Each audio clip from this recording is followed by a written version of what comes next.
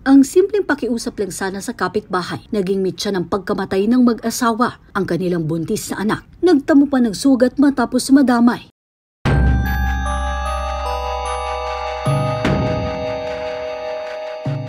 Mag-aalas 12 na ng madaling araw noong Martes, February 6, pero tuloy lang ang maingay na kasiyahan ng mga nagiinuman na magkakapitbahay sa Sitio Ratan, Barangay Saksak, Pinamungahan, Cebu. Kaya ang padre de pamilya ni si Artemio Traya, sinadya sila at pinakiusapang bawasan ng ingay.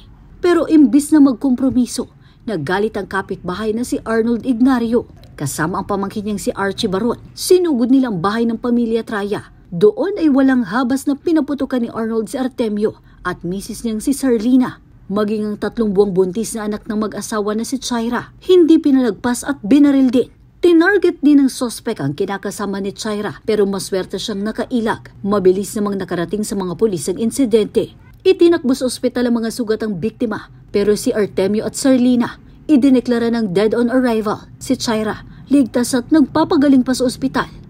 Immediately, ma'am, nag-conduct ng Raya ng hot pursuit operation hanggang sa kinamagahan. Doon na sila sumusukok sa investigation namin. Okay. Wala namang naka-registered na firearms itong suspects na to.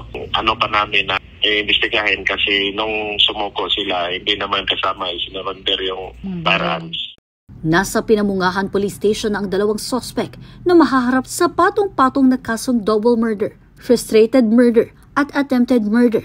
At kahit si Ignario lang daw ang namaril, damay sa kaso si Baron dahil may tuturing siyang responsable sa krimen. Conspiracy siya sa krimen. Kasama-kasama sila. Hindi man lang niya pinigilan yung nagtago na, kasama rin sila. Isa sa ilalim pa sa autopsy ang mga biktima para makatulong sa investigasyon at kaso. Mobile Journal, Kayla Makantan, hatid ang muka ng balita.